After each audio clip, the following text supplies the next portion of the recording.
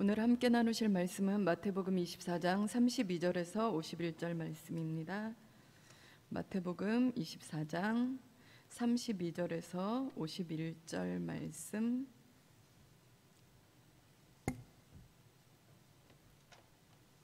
마태복음 24장 32절에서 51절 제가 봉독합니다. 무화과 나무의 비유를 배우라. 그 가지가 연하여지고 잎사귀를 내면 여름이 가까운 줄을 아나니 이와 같이 너희도 이 모든 일을 보거든 인자가 가까이 곧 문 앞에 이른 줄 알라. 내가 진실로 너희에게 말하노니 이 세대가 지나가기 전에 이 일이 다 일어나리라. 천지는 없어질지언정 내 말은 없어지지 아니하리라.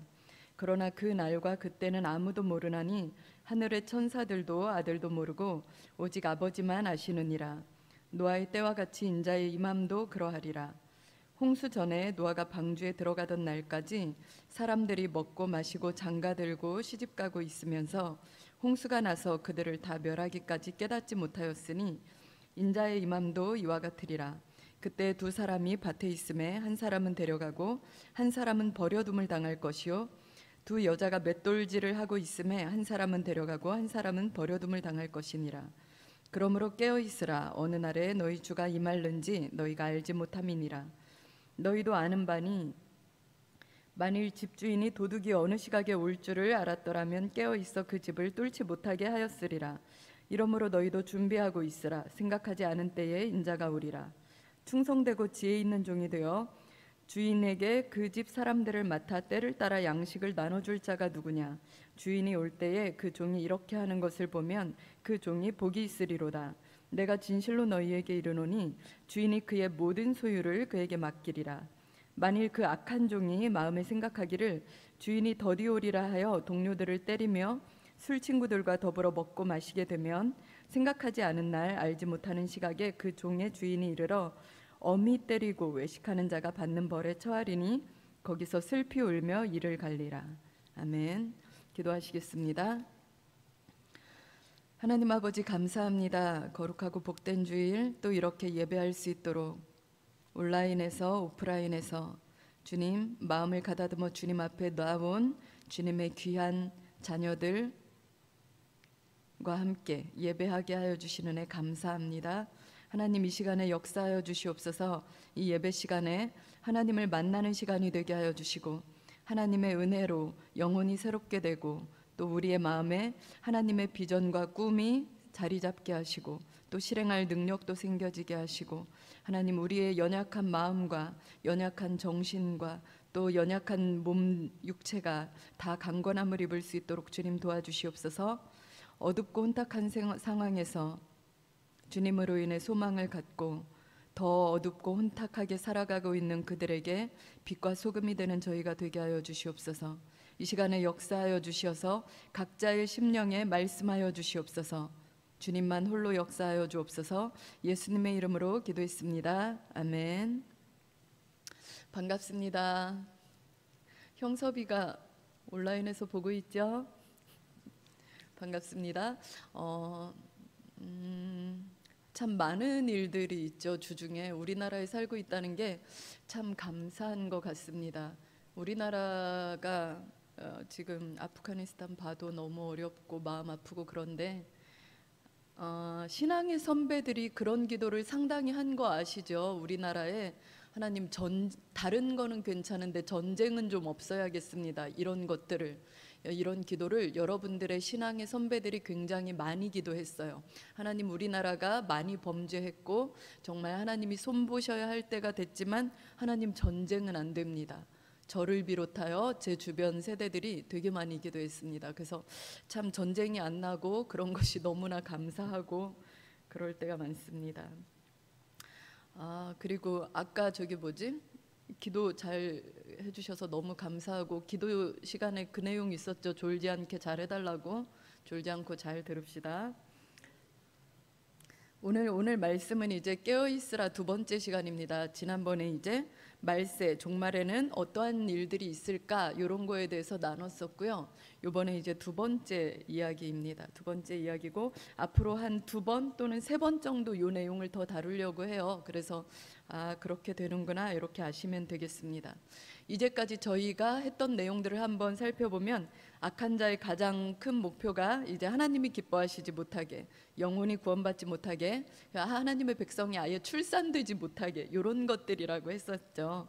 그래서 성경을 부인하려고 애를 썼고, 성경이 지키고 있는 그 절대 윤리를 해체하려고 애를 썼고, 그래서 그 절대 윤리를 해체하는 방법들이 이제 결혼의 해체, 가정의 해체, 젠더 이슈, 그다음에 성의 오남용, 이런 거로 해체한다고 했습니다. 그리고 성의 해체와 땅의 더러워짐, 이런 것들은 소돔과 고모라가 본보기가 되어서 사람들이 지을 수 있는 여러 가지 죄가 있지만 가장 최종점에 있는, 그리고 창조 역사를 부정하는 데 반창조 역사적으로 흘러가는 그러한 죄라고 했습니다. 그래서 하나님이 결코 그것을 가볍게 다루지 않으신다, 이런 얘기를 했었죠. 그리고 이제 제자들이 예수님께 와서 예수님 말세에는 어떤 일들이 있겠습니까? 이렇게 얘기했을 때 이제 먼저 예수님께서 말씀하셨던 게 사람의 미혹을 주의해라. 그다음에 난리와 전쟁과 기근과 지진 뭐 이런 게 있겠지만 그것은 이제 재난의 시작이다, 이렇게 얘기를 했고, 그리스도인이라는 이유로 너희가 사람들에게서 핍박을 받을 것이다, 이렇게 얘기를 했습니다. 그리고 이런 말세의 징조들은 해산의 진통처럼 한 번에 오는 것이 아니고 계속적으로 강도가 점점점 세지면서 주기가 점점점 빨라지면서 다가올 것이고, 사람들이 그리스도가 여기 있다 저기 있다 하더라도 그리스도의 재림은 일시에 모든 세계가 한꺼번에 알 수 있도록 일어난다고 했습니다. 자, 그리고 이렇게 말세로 가면서 어떤 일들이 있어지냐면 미혹돼서 신앙을 잃어버리는 사람들이 많이 생길 것이고, 그 다음에 불법이 성해서 사람들의 사랑이 식어지고 정말 살기 어려운 세상이 된다고 말씀을 드렸습니다. 그래서 택한 자들도 미혹할 수 있다, 이렇게 해서 여러분들 믿음 잘 지켜야 된다, 이런 얘기했고요. 그 다음에 이제 거짓 그리스도와 거짓 선지자, 이런 거 얘기했죠. 아주 초인적인 능력, 인간의 어떤 한계를 뛰어넘는 능력과 은사를 발휘하면서까지, 그리고 성경에 나오는 역사들을 일으키면서까지 여러분들을 미혹할 것이다, 이렇게 얘기를 했습니다. 그리고 이제 지난주에 이제 특별히 더 살펴본 것이 사람의 미혹 중에 어떤 게 있었냐면 성경의 권위를 부정하는 거, 성경 그것에 대해서, 그것도 미혹의 한 방법이라고 얘기를 했죠. 그래서 우리가 성경의 빛이, 우리의 모습을 성경에 비춰봤을 때 우리는 죄인인데, 이거 성경이 너무 옛날 거야, 잘못된 거야, 이렇게 하면서 성경을 부인하고, 그 다음에 이제 성경이 이게 너무 옛날에 쓰여진 거고 오차가 있을 거야, 이런 식으로 하면서 성경의 권위를 부인하고, 그 다음에 해석상의 여러 가지 방안을 제시하면서 이거는 반드시 지켜야 생명을 얻는 그런 하나님의 말씀, 그런 게 아니고 옛날 문서다, 이런 식으로 끌고 간다고 했습니다. 그리고 또 이런 것들에 많이 편성해서 사람들이 이제 자기의 그릇된 행동들을 편들어주고 타당하다고, 그럼 그럴 수 있지, 이렇게 편들어주는 세상의 가치관들, 세상의 교훈들을 많이 따라가면서 가치 진리를 반박할 거라고 얘기를 했습니다. 그리고 이러한 일들이 생겨나는 가장 큰 이유는 뭐냐면, 우리가 성경을 읽을 때 우리가 죄인이라는 것을 가정하지 않고 읽으면 성경을 전혀 알아들을 수 없고 이렇게 틀린 해석으로 나갈 수밖에 없다고 그랬죠. 그래서 하나님이 듣기에 둔하고 감긴 눈을 주셨다. 왜냐하면 잠깐 일시적인 현상을 고침받으려고 하는 그런 사람들에게는 하나님이 성경을 영생에 관한 진리를 오픈하지 않으시려고 일부러 그렇게 하셨다. 그래서 자기가 죄인임을 깨닫지 않거나 그 진리가 아닌 다른, 예수님이 아닌 다른 것들을 구하면서 성경을 읽는 사람들에겐 성경이 이해되지 않는다. 그리고 그 사람들은 성경을 억지로 풀려고 하다가 점점 더 미궁에 빠진다, 이런 얘기를 했었죠. 그리고 이제 진리를 믿지 않고 불의를 좋아하는 사람들에게 심판을 받게 하려 하신다, 일부러 그렇게 하신 것이다, 여기까지를 얘기했습니다. 자, 그리고 우리 인생에도 이제 세상이 그렇게 우리 인생의 모든 중심점, 이런 게 개벽되는 날이 바로 예수님이 오시는 날이다, 내가 예수님께 엎드려야 하는 날이다, 이런 얘기 했었죠. 오늘은 그 부분에 이어서 32절부터 쭉 나눠 24장 끝까지의 내용입니다. 여기 보면 32절에서 33절에 이렇게 되어 있어요. 무화과 나무의 비유를 배우라. 가지가 연하여지고 잎사귀를 내면 여름이 가까운 줄을 아나니. 이렇게 얘기하고 너희도 이 모든 일을 보거든 인자가 가까이 곧 문 앞에 이른 줄을 알라. 이렇게 얘기합니다.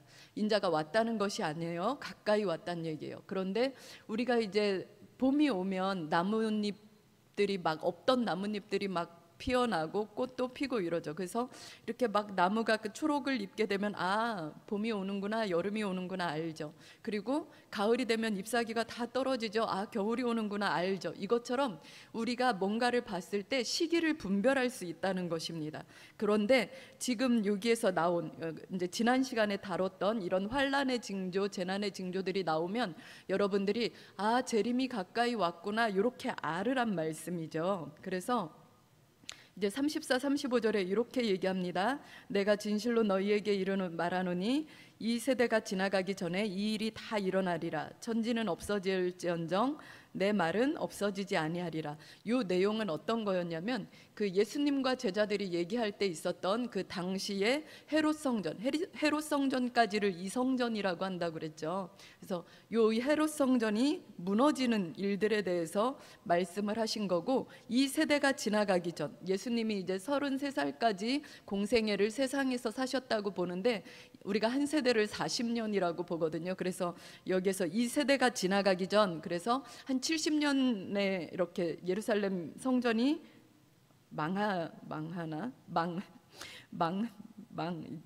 무너지죠. 그래서 이때를 봐서 이 말씀도 이루어졌다고 봅니다. 그래서 로마의 디도 장군이 로마 군대에 의해서 이렇게 다 성전에 이제 그 성전 벽돌 하나하나에 다 금을 넣었다고, 그래서 군인들이 그 금을 꺼내려고 돌 하나에 돌도 안 남기고 다 그걸 해체합니다. 금을 꺼내려고. 그렇게 해서 이제 지금은 성전의 벽이 아니라 성전의 울타리였던 그 중에 서쪽 벽만 남아 있어서 지금 통곡의 벽이 되어 있는 거죠. 그래서 이제 여기까지는 이 성전에 대해서 이 성전이 화려하지 않습니까? 멋지지 않습니까? 라고 하셨을 때 예수님이 돌 위에 돌 하나도 남지 않고 다 무너질 것이다. 이 일이 이 세대가 지나가기 전에 다 일어날 것이다 했던 이 말씀들이 다 이루어집니다. 자, 그리고 36절에 이렇게 얘기하죠. 예수님이 또 이렇게 얘기합니다. 그날과 그때는 아무도 모르나니 하늘의 천사들도 아들도 모르고 오직 아버지만 아시느니라. 자, 마지막 날이 언제 올지는 아무도 모른다는 얘기예요. 예수님 본인도 모르시고, 그리고 예수님으로 인해서 계시를 받는 자들도 감은 잡을 수 있지만 그 날과 그 시가 언제인지는 정확하게 알 수 없다는 것입니다. 그리고 이렇게 말씀하세요. 노아의 때와 같이 인자의 임함도 그러하리라. 홍수전에 노아가 방주에 들어가던 날까지 사람들이 먹고 마시고 장가들고 시집가고 있으면서 홍수가 나서 그들을 다 멸하기까지 깨닫지 못하였으니 인자의 임함도 이와 같으리라. 세상의 종말이 와요. 세상의 종말이 오고 심판이 와도 사람들이 그 직전까지, 그날과 그때는 아무도 모른다고 했는데 그 직전까지 아무도 감을 잡지 못한다는 것입니다. 재난이 왔네, 사고가 났네, 뭐 이렇게 상황을 판단을 하지만 이것이 마지막이구나, 마지막이 심판 직전이구나, 이런 것들을 모른다는 것입니다. 그리고 이렇게 얘기하죠. 두 사람이 밭에 있음에 한 사람은 데려가고 한 사람은 버려둠을 당할 것이요, 두 여자가 맷돌질을 하고 있음에 한 사람은 데려가고 한 사람은 버려둠을 당할 것이니라. 둘이 다 똑같이 일상을 살아가고 있어요.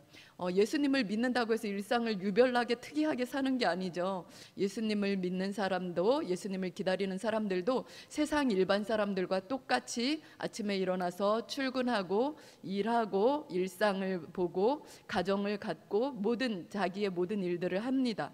그런데 그 상황에서 한 사람은 취하여 올라감을 받고 한 사람은 버려둠을 당한다는 거예요. 그리고 이게 어느 정도까지 사람들이 알 수 없냐면 노아의 심판, 그러니까 노아가 방주에 타서 물로 임하는 심판을 면했을 때, 그때도 사람들이 노아가 방주에 들어가서 하나님이 문을 닫고 비가 내리기 시작할 때도 심판이 시작된 줄 몰랐거든요. 그런데 그렇게 모른다는 것입니다. 그러면서 성경에서 그 얘기를 하세요. 깨달으라고. 깨닫지 못하니까 유심히 보고 깨달으라고 하십니다. 그런데 이제 다니엘서 12장 10절에 보면 이런 말씀이 있어요. 많은 사람이 연단을 받아 스스로 정결하게 하며 희게 할 것이나 악한 사람은 악을 행하리니 악한 자는 아무것도 깨닫지 못하되 오직 지혜 있는 자는 깨달으리라. 종말이 오고 말세가 오고 세상에 심판이 와도 깨닫는 사람이 있고 깨닫지 못하는 사람이 있는데, 어떤 사람이 그냥 그대로 가는 거예요. 깨달은 사람은, 선한 사람은 선한 대로 그대로 살고, 악한 사람은 악한 사람 그대로 살고, 종말이 왔는지 못 왔는지 안 왔는지 깨닫지 못한다는 것입니다. 근데 누가 깨닫냐면 지혜 있는 자가 깨닫는다고 되어 있어요. 지혜 있는 자. 우리가 일상을 살아가면서 어떠한 사건이 우리에게 딱 떨어집니다. 어떠한 일들이 딱 터져요. 그런데 그것이 하나님께로부터 난 건지, 또 악한 사탄의 방해인지, 또 이것이 나를 어떻게 할 것인지, 이런 거에 대해서 잘 모르죠. 잘 모르는데 여기에서 이렇게 얘기합니다. 지혜 있는 자는 깨닫는다, 이렇게 되어 있어요.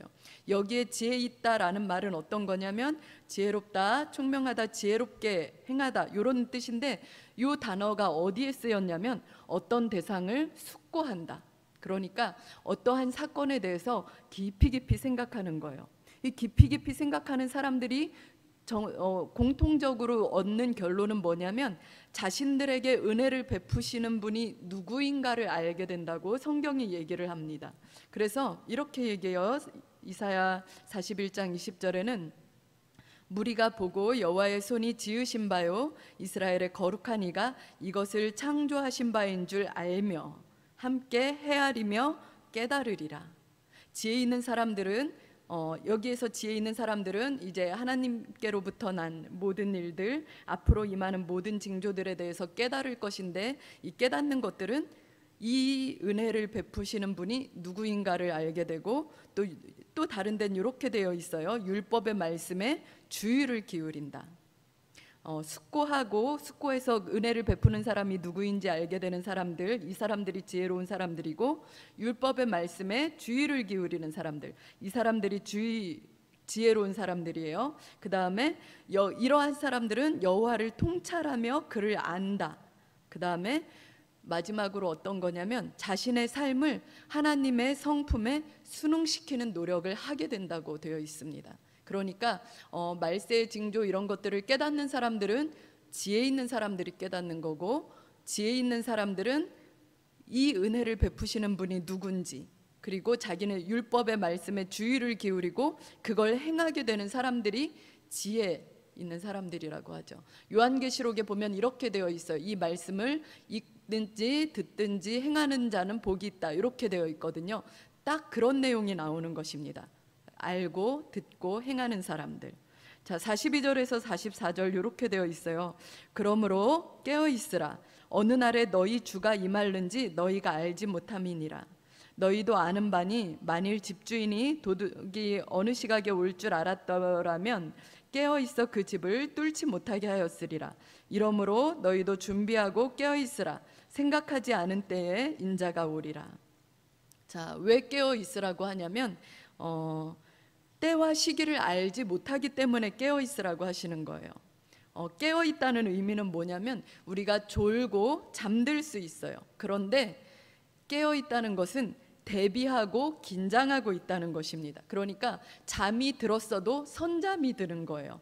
긴장을 풀지 않고 잠드는 거예요. 우리 출애굽할 때 보면 출애굽기에 이런 내용이 있거든요. 출애굽기 12장 11절에 너희는 유월절 양을 먹을 때의 이야기입니다. 너희는 그것을 이렇게 먹을지니 허리에 띠를 띠고 발에 신을 신고 손에 지팡이를 잡고 급히 먹으라.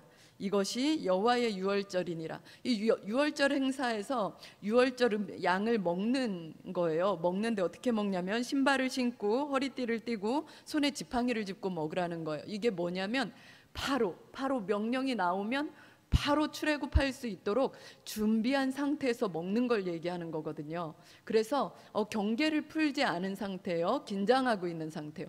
요게 깨어있는 모습인데, 하나님이 예수님이 지금 말씀하시는 깨어있으라 라는 말씀은 요런 거예요. 자, 그래서 깨어 있으라는 의미는 준비하고 있으라는 의미고, 일상을 영위하되 긴장 풀지 말고 대비하고 일상을 영위하라는 의미입니다. 요 내용들을 좀 이렇게 쉽게 어떻게 깨어 있으란 얘기지? 이렇게 생각을 하다 보면 베드로전서 4장에 나오는 성경 구절이 쉬운 성경으로 제가 한번 읽어드려 볼게요. 깨어 있는다는 게 어떤 것인지 여기 나와 있습니다. 그리스도께서도 고난을 4장 1절, 그리스도께서도 고난을 받으셨습니다.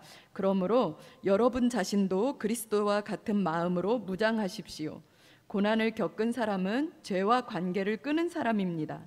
여러분의 남은 생애를 사람들이 좋아하는 악한 일을 하면서 보내지 말고, 자, 깨어있는 게 뭐냐면 여러분의 남은 생애를 사람들이 좋아하는 악한 일을 하며 보내지 말고 하나님이 원하시는 일들을 하며 살아가십시오.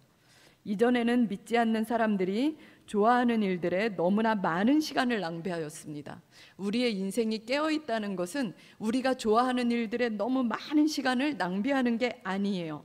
여기에 보면 방탕하고 악한 욕망에 사로잡혀 술 취하고 흥청망청 떠들며 우상에게 절하고 경배하였습니다. 이게 깨어있지 않은 사람들의 대표적인 모습이에요. 그래서 이렇게 하지 말라는 것입니다.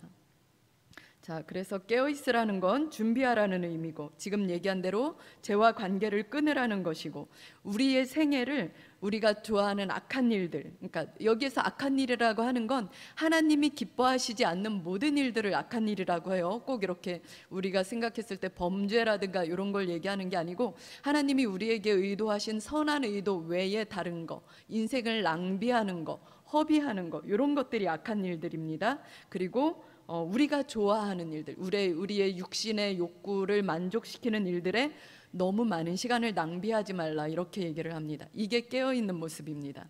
자, 45절에서 51절 볼게요. 충성되고 지혜 있는 종이 되어 주인에게 그 집 사람들을 맡아 때를 따라 양식을 나눠줄 자가 누구냐?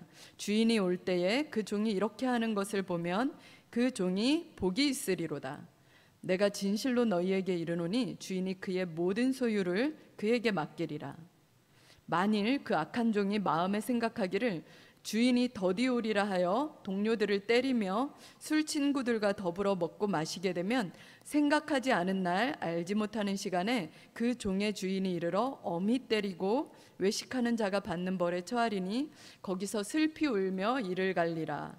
여기에서 슬피 울며 이를 갈리라, 이거는 천국이 아닌 다른 곳에 가 있다는 얘기예요. 자, 여기에서 이렇게 얘기합니다. 준비하고 있으라고 하시면서 충성되고 지혜 있는 종이 되라고 하세요. 충성되고 지혜 있는 종은 어떤 종일까요? 요 말씀에 대한 세부적인 내용이 25장에 이제 비유로 3개가 나옵니다. 그래서 비유가 맨 처음에 어떤 게 나오냐면 그 기름을 준비한 10처녀 중에 5처녀 비유가 나오거든요. 준비를 하고 있으라는 얘기입니다. 그 다음에 어떤 비유가 나오냐면 달란트 비유가 나오는데 받은 달란트가 보잘것없어도 주인의 의도대로 잘 사용한 종이 준비한 사람이다, 이런 얘기를 해요. 그리고 또 양과 염소의 비유, 지극히 작은 자에게 선을 행한 사람이 나에게 한 거다, 이런 말씀하시는데 이건 이제 다음 주에 말씀을 나눌 것입니다. 그러니까 여기에서 보면 준비하고 있으라고 하시면서 충성되고 지혜 있는 종이 되라고 하는데 요 내용들이란 말이죠. 그러니까 충성되고 지혜 있는 종에게는 집 사람들을 맡았어요. 집 사람들을 맡았고 그 사람들에게 때를 따라 양식을 나눠줘야 한다는 것입니다. 그리고 46절에 보면 이렇게 돼 있죠. 주인이 올 때에 그 종이 이렇게 하는 것을 보면 그 종이 복이 있으리로다. 그 종이 이렇게 하고 있대요. 여기에서 그 이렇게가 뭐냐면 주인이 명한 대로 순종한다는 것입니다.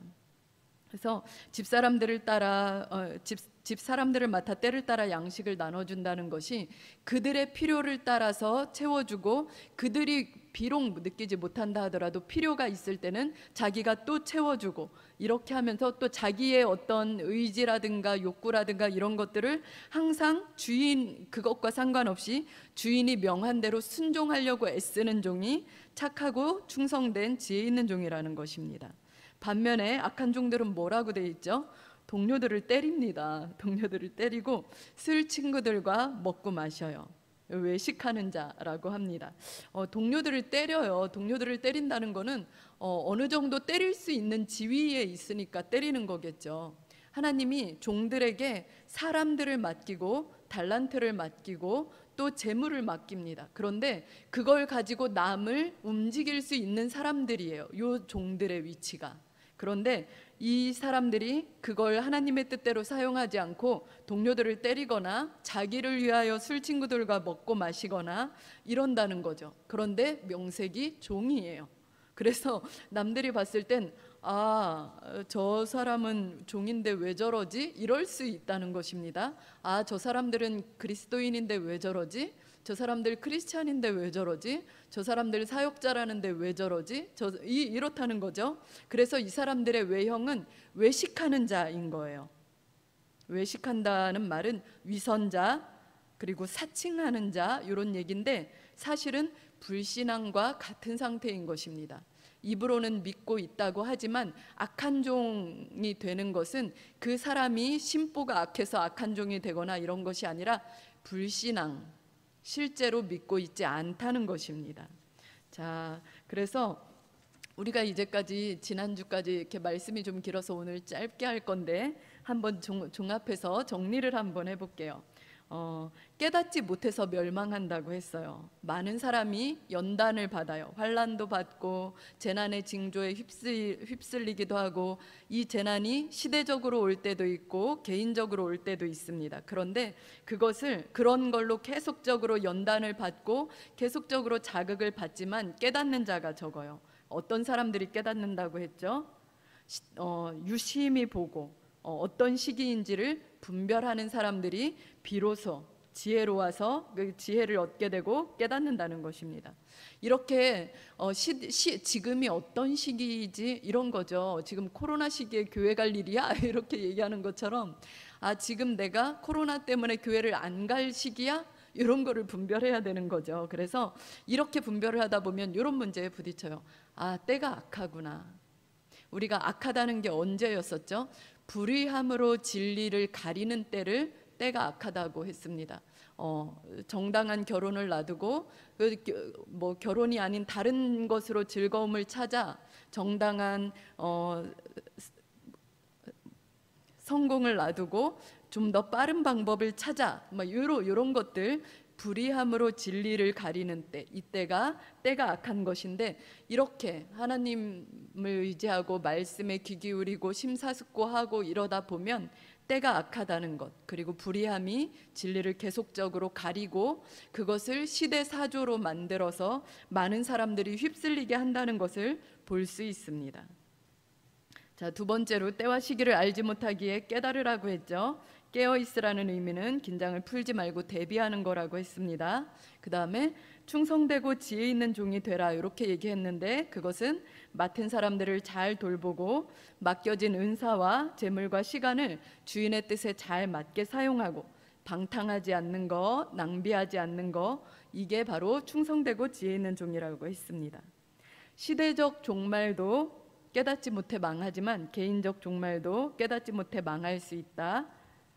그래서 시대적 종말이 오지 않았다고 나는 그냥 남들 따라서 대충 살아야지 이러면 안 된다고 얘기했습니다. 그래서 때가 악하고 불의가 진리를 가리고 있구나, 이런 거를 깨달았으면 그 불의함들 속에서 진리를 찾아내는 훈련을 해야 될 것입니다. 그리고 거짓 진리와 유사 진리의 오류를 발견해내는 훈련, 그것도 해야 할 것입니다. 진리를 붙들고 힘겹지만 살아내는 훈련들을 해야 될 것입니다. 우리가 참 멘탈이 약한 시대에 살죠. 마음도 약한 시대에 살고 정신도 약한 시대에 살고 그러는데 스스로 그것을 보완하려는 노력을 해야 하는 것입니다. 우리가 그리스도인으로서 너희의 믿음은 맹목적이야, 무식해, 이런 것들에 대해서 우리가 어떠한 답변을 해야 할지도 우리가 준비를 해야겠죠. 그리고 우리가 구별할 수 있어요. 자꾸 사랑 얘기해서 미안하지만 사랑하는 사람은 이 사람이 나를 사랑하는구나, 이 사람이 나를 사랑하지 않는구나, 이걸 정확하게 구분하죠. 그것처럼 시대를 그렇게 구분해야 되는 거예요. 지금 시대가 악하구나, 지금 이게 진리이지만 유사한 진리이지 진짜 진리는 아니구나. 아, 이건 성경에 명명된 진짜 진리는 아니야. 이것을 구별하고 분별해내는 훈련을 하셔야 돼요.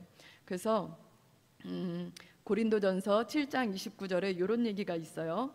형제들아, 내가 이 말을 하노니 그 때가 단축하여진 고로, 말세가 얼마 안 남았다는 얘기예요. 고로 이후부터는 안에 있는 자들은 없는 자 같이 하며, 우는 자들은 울지 않는 자 같이 하며, 기쁜 자들은 기쁘지 않은 자 같이 하며, 매매하는 자들은 없는 자 같이 하며, 세상 물건을 쓰는 자들은 다 쓰지 못하는 자 같이 하라. 이 세상의 외형은 지나감이니라. 세상 물건을 다 쓰지 못하는 것 같이, 이 세상을 다 즐기지 못하고 곧 본향으로 돌아가야 하는 것 같이, 여행자처럼 꼭 필요한 것들만 가볍게 이렇게 생활하는 방식이 어떻게 보면 현명한 것 같습니다. 여러분들은 이제 어떤 훈련을 하시나요? 여러분들이 막연하게 이렇게 물어보면 좀 막막할 것 같아서 저는 진리와 불의를 구분하려고 되게 애를 쓰는 편이에요. 그래서 사람들이 어떤 상황이나 사건이 벌어졌을 때 쉽게 판단하지 않는 편입니다. 아주 명백하다 하더라도 한 1년 반 정도를 지켜보는 편이에요. 그리고 누가 옳고 누가 그른지를 판단하는 편이거든요. 그리고 저는 뭐 유튜브든 정보든 강연이든 이런 걸 굉장히 많이 서치를 해요. 그리고 이제 어떤 사건이 발생했을 때도 그 이면에 뭐가 또 있지 않을까, 이런 걸 늘 살피는 편이거든요. 내면을 깊이 들여다보려고 애를 씁니다. 또 다른 역학관계, 또 다른 이해관계는 없나, 이런 거를 하죠. 그리고 또 이제 이 세상에 우리가 오랫동안 머무를 것이 아니기 때문에 저는 제 주변 사람들에게 이런 얘기를 합니다. 뭐 조카 같은 경우에 4~5살짜 그때부터 얘기를 했었는데 이렇게 얘기를 하죠. 막 조카들이 뭐 이모네서 잘래 막 이러면 뭐 그래 우리 뭐 하룻밤 자고 이틀밤 또 만나자 막 이렇게 얘기할 때 어느 날인가 이모가 없으면 하나님이 어떻게 하셨을 거야. 그리고 너도 하나님을 믿고 따라와야 돼. 이런 얘기도 해줍니다. 이 세상에서 100년 만년 오래 살 것처럼 살지 않고 좀 가볍고 단촐하게 좀 미니멀리즘 이런 거 실천하려고 애를 써요. 그리고 또 어떤 준비 같은 걸 하냐면 우리가 일상에서 대화를 하고 얘기를 하다가도 이런 생각을 해요. 사탄이 언제든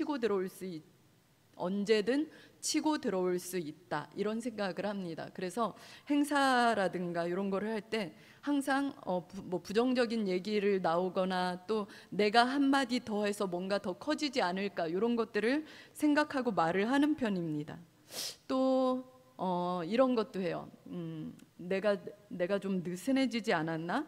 내가 나태해지지는 않았나? 이렇게 하면서 스스로 좀 주기적으로 점검을 하는 편입니다. 내가 예배 시간에 요즘 계속 졸아? 그러면 내가 뭐가 문제가 있지 않나? 이런 생각도 하고, 또 더 믿음의 진보를 또는 더 뛰어난 믿음을 소유한 사람들의 그 힘들었던 내용들을 읽고 또 그들의 얘기를 듣고 이렇게 하면서 나는 그러면 저런 때는 어떻게 해야지, 이렇게 하면서 대비를 하는 편입니다. 그래요. 여러분들이 기억을 하실 수 있을지 모르겠는데 우리나라의 북한에서 이렇게 연평도 사건이었나요? 그런 일이 있었을 때가 있어요. 안 태어났나요? 그런데 그때 저는 제 주변 사람들과 이렇게 얘기를 했었습니다. 전쟁이 날 수도 있겠다. 전쟁이 일어나면 우리 어디에서 만나자, 이런 얘기를 했었거든요. 이런 얘기를 하다 보니까는 재미도 있고 뭐 막 그랬었는데, 지금 하나님이 왜 이 성경책을 주셨고, 물론 제자들이 이야기를 묻기 시작해서 이런 일들이 있었지만 왜 이런 얘기들이 오갔을까라고 생각을 해봤어요. 그랬는데 거기에서 얻게 되는 것이 그거였습니다. 제자들도 예수님도 함께 있고 싶었구나. 좋아하니까 함께 있고 싶었고 미리 경고해 줬고, 그래서 함께 헷갈리고 어렵고 혼탁한 그 상황에서 너희들은 내 말을 기억하고 꼭 따라와. 제가 조카에게 이야기해 주듯이, 조카에게 너도 예수 믿지 않으면 이모랑 같이 하늘에 있을 수는 없어, 그러니까 너 꼭 예수 믿어야 돼 라고 얘기하는 것처럼 그런 거였더라고요. 그래서 우리는 종말이나 재림이나 심판이나 이런 얘기를 들으면 너무나 무섭지만 우리는 하나님께서 꼭 집어서 너 꼭 나 따라와야 돼, 내 손 놓지 말아야 돼, 이렇게 얘기해 주시는 그 한 사람 한 사람들이라는 것입니다. 이런 생각을 하면서 이 땅에서 내가 큰 집을 얻어서 살고 많은 부요를 누리고 사는 것이 그렇게 큰 의미는 없겠구나. 그냥 내가 돈이 많이 생기면 좀 많은 사람들을 도와주고 많은 사람들이 기쁘게 살 수 있도록 애써야 되겠다, 이렇게 생각을 했거든요. 그랬더니 제게 달라지는 것들이 있었습니다. 그게 뭐냐면 세상이 너무 아름답게 보이는 거예요. 그래서 여러분들 이제 만약에 여러분들이 이제 이 세상에 이렇게 살다가 하나님께 딱 올라가요. 하나님이 세상에서 잘 지내다 왔어? 이렇게 딱 물어본다고 얘기를 합시다. 그럼 여러분들은 뭐라고 어떤 말을 대답하실 건가요? 저는 예전에 이 생각을 못했을 땐 그랬어요. 하나님 저기 세상에서 너무 힘들었어요. 경제적인 어려움도 너무 많았고 나를 거절하는 사람도 너무 많았고 사랑의 슬픔도 너무 많았고 너무너무 힘들었어요 라고 처음에는 얘기를 할 것 같았는데 이제 하나님이 랑 함께 있으면서 그 날들을 이렇게 돌아볼 걸 생각하니까 세상에서 살고 있는 날들이 너무 아름다운 거예요. 그래서 그런 생각 있잖아요. 시련의 아픔이 아픈 거지만 이 사랑을 해보지 못한 사람들은 되게 밋밋하겠다. 인생의 환난과 핍박을 안 겪어본 사람들은 뭐 편안하게 살았을 수는 있겠지만 이 세상에 그 환난과 핍박이 주는 여러 가지 면들, 그 다각적이고 다채로운 그 풍성함들은 모를 수 있겠구나, 이런 것들을 생각을 하게 되더라고요. 그러다 보니까 너무너무 이 세상에서 겪는 일들 하나하나가 너무 귀하고 내가 만나는 사람들 한 사람 한 사람들이 너무 귀한 거예요. 그 예전에는 이제 무엇인가를 소유해야만 했었거든요. 물질이든 사람이든 소유하고 독점해야 한다고 생각을 했었는데 이제는 그 생각이 바뀌었어요. 그래서 어떤 상태가 되면 좋을까 이런 생각을 했는데 하늘나라에서 이렇게 되게 그런 거죠. 제가 이제 봄이랑 딱 악수를 하늘나라에서 제외를 하는 거. 그러면 내가 봄이 내가 당신을 위해 참 많이 애썼네, 알고 있나? 이렇게 얘기를 해주고 싶은 거예요. 예전에는 연인 관계든 뭐든 내가 소유해야 돼. 이 어디서 바람을 펴? 막 이런 생각을 했을 거 아닙니까? 그런데 지금은 그렇지가 않아요. 아픔과 슬픔을 겪어도 너무 아름다운 거예요. 여름에 첫눈 맞아보는 느낌, 그런 느낌으로 와, 이 세상이 너무 아름답구나. 하나님이 내게 허락하신 슬픔도 기쁨도 이거를 못 느끼고 천국 갔으면 좀 서운했겠다, 이런 것들이 막 느껴지면서 한동안 행복했습니다. 지금도 계속 행복해요. 그래서 여러분들, 그래서 우리 인생이, 우리 청춘이 우리 젊음이 고달프고 힘들 때도 있어요. 정말 너무 힘들 때 하나님 어서 저 좀 데려가시죠, 막 이럴 때가 있고, 하나님 저는 왜 이 모양 이 꼴입니까? 라는 생각을 할 때도 있고. 그런데 우리가 이 땅에서의 있었던 모든 일들을 하나님 앞에서 이제 나 그걸 다 보면서 하나님 나 저 때 너무 슬펐어요, 저 때 너무 기뻤어요, 이렇게 얘기하는 그날이 온다고 생각하니까 너무 기쁘고 감사한 거예요. 그리고 이제 제가 만나는 사람들 한 사람 한 사람이 너무 소중한 거예요. 예전에는 이제 나의 공을 가로채는 사람들, 이런 사람들이 왼수땡이 아닙니까? 그런데 그런 사람들도 그럴 수 있지, 그래? 너 한번 좋아? 이렇게 양보할 수 있는 그런 여유도 생기게 되더라고요. 그래서 하나님이 우리에게 재난의 징조를 예수님을 통하여 말씀해 주시고 이런 거는 같이 있고 싶어서, 앞으로 계속 같이 있을 거니까 길 잃어버리지 말고 잘 따라오라는 거. 그리고 이 세상은 지나가는 세상이니까 이 세상에 너무 안주하거나 연연하지 말라고, 이런 것이라는 걸 깨닫게 되었습니다. 너무 감사했어요. 여러분들은 어떠실지 잘 모르겠습니다. 그런데 아마 저와 같은 결론에 도달할 거라고 믿어요. 우리 찬양하겠습니다.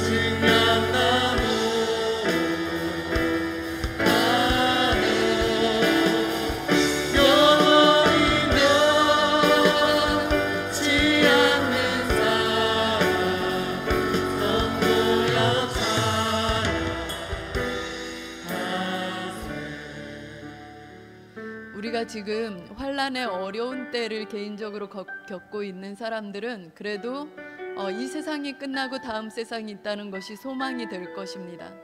또 너무나 행복한 시간을 보내고 있는 사람들에게는 이 세상이 끝나고 다음 세상이 있다는 것은 이 세상에서 나는 유한한 인물이라는 거, 겸손을 깨닫게 될 것이고, 하나님이 내게 맡겨주신 사람, 내게 맡겨주신 달란트, 내게 맡겨주신 재물들을 어떻게 써야 할지를 고민하게 될 것입니다. 내가 사랑하는 엄마, 아빠, 내 가족들이 내 옆에 계속 있지 않아요. 그리고 나에게 맡겨주신 나의 사랑하는 사람들, 내가 돌봐야 할 사람들이 내게 계속 있지 않아요. 내게 어려움이 있든지 내게 기쁨이 있든지 그것이 계속되지 않아요. 그러면 우리가 해야 될 일은 뭘까요? 그들의 필요를 따라서 우리가 채워주는 건데 뭘로 채워줘야 할까요? 불의로 진리를 가리고 있는 세상에서 그들이 길을 잃지 않도록 우리가 그들에게 진리를 전해줘야 되고 진리로 이끌어줘야 할 것입니다. 너무 사랑하는 사람들 여러분 많죠? 그 사람들과 영원히 있을 수 있는 거 아니거든요. 그러면 우리의 수많은 감정 싸움들은 소유하려고 하고 최고가 되려고 하고 그러면서 일어나는데 그것이 아닙니다. 하나님이 내게 맡겨주신 시간 동안 내가 최선을 다해 그를 섬길 수 있는 게 은혜예요. 그래서 그들에게 나중에 하늘에 가서 그렇게 얘기할 수 있는 거죠. 내가 당신 때문에 정말 수고했어요. 힘들었지만 난 너무 기쁘고 감사한 시간이었어요. 저는 또 그렇습니다. 이 세상에서 하나님 내가 많이 힘든 시간을 보냈지만 지금은 너무 행복해요. 나에게 그런 어려움들을 주셔서 감사합니다. 이런 감사가 됩니다. 우리 가족과 친구들과 친척들과 내게 맡겨주신 사람들, 내게 맡겨주신 물질, 재능 이런 것들을 주님 앞에서 어떻게 써야 할지 고민하시면서 다 같이 기도하시겠습니다. 하나님 아버지 감사합니다. 재난이 있다는 것, 종말이 있다는 것 두려운 일입니다. 그리고 하나님이 우리더러 깨어 있으라고 해주셔서 감사합니다. 그리고 이 두렵고 무서운 때를 살아가는 방법은 착하고 충성된 종, 지혜 있는 종이 되는 거라고 하셨습니다. 하나님, 지혜 있는 종, 착하고 충성된 종은 하나님 때를 따라 나서 필요를 공급하고 채워주는 사람들이라고 했습니다. 하나님, 많은 것들로 채워줄 수 있겠죠. 하나님, 좋은 음식과 좋은 것들로 그들을 채워줄 수 있을 것입니다. 하지만 하나님, 우리가 영원한 나라에서 같이 살려면, 그리고 더욱더 오랫동안 행복하려면, 그러려면 우리는 그들에게 진리를 전해주어야 할 것입니다. 하나님, 부모님에게 아직 내가 복음을 전하지 못했어요. 내 가족들에게 복음을 전하지 못했어요. 그들에게 아직 고별 인사도 못했어요. 그런데 하나님, 이제부터는 고별 인사하겠습니다. 그들에게 복음을 전할 것입니다. 그들의 눈치를 보지 않고 영원한 나라가 있다는 것을 말씀할 것입니다. 하나님, 도와주십시오. 용기를 주십시오. 하나님 아버지, 그리고 내가 이 땅에 뿌리 내리려고 애쓰지 않겠습니다. 주님께서 능력 주시는 대로 뿌리 내려서 그것으로 수많은 사람들을 살리고 세우고 돕는 일에 쓰고, 하나님, 주님께서 허락하지 않은 부분까지 넘보며 과욕을 부리지 않겠습니다. 제 인생을 허비하지 않겠습니다. 하나님, 우리 지체들도 그러한 각오가 되도록, 그러한 결심이 되도록 깨우쳐 주십시오. 그리하여 우리가 쓸데없는 감정에 빠져서 감정을 낭비하거나 열정을 낭비하거나 하나님, 진리를 흐리는 그러한 시대 조류에 휩쓸리지 않도록 주님 도와주시옵소서. 하나님, 이렇게 말씀 듣게 하여 주시는 애 감사합니다. 한 사람 한 사람 주님 기억하여 주시어서 많이 사랑해 주시고, 하나님, 늘 함께 하시는 증거를 보여주시옵소서. 감사합니다. 하나님 아버지, 감사합니다. 재난의 시작과 말세는 두려운 일입니다. 그런데 우리 길 잃어버리지 말고 주님 잘 따라오라고, 영원한 세상에서 함께 하자고 주님이 이 말씀 주신 줄 믿습니다. 우리가 이 말씀 붙들고 현실에서 깨어있게 하여 주시고 지혜 있고 충성된 종이 될 수 있도록 주님 도와주시옵소서. 하나님, 우리는 일상을 살아가면서 가정에서, 회사에서, 또 많은 관계들 속에서 힘들고 어려울 때가 많습니다. 왼수도 많고 미운 사람도 많고 그렇습니다. 또 사랑하는 사람도 있습니다. 그런데 하나님, 우리가 잊은 것이 있습니다. 우리의 삶이 유한하고 이 땅에서 우리에게 허락하신 시간이 얼마인지 우리는 다 모른다는 것입니다. 하나님, 우리가 사랑하는 사람이 있다면 충분히 사랑한다고 표현하게 하여 주시옵소서. 우리가 미워하는 사람이 있다면 그들을 위해 기도하고 그들을 이해하려고 애쓰게 하여 주시옵소서. 우리가 아직 복음을 전하지 못한 사람들이 있다면 그들에게 복음을 전하게 도와주시옵소서. 이 땅에서 당하는 어려움들, 환경적인 어려움들 때문에 마음 상하고 슬프다면 하나님, 이 땅이 전부가 아니고 이것조차도 시간이 지나면 너무나 아름다워진다는 그것을 깨닫고, 하나님, 우리가 주님으로 인해 소망을 갖고 기뻐할 수 있도록 주님 도와주시옵소서. 하나님, 저희 잘 모릅니다. 주님이 사람의 매, 인생의 채찍, 사랑의 매를 들어서 저희를 이끌어 주시고, 하나님, 우리가 그것을 매라고 고통이라고 여기지 않고 주님의 은혜임을 깨달을 수 있도록 지혜도 주시옵소서. 감사합니다. 예수님의 이름으로 기도했습니다. 아멘.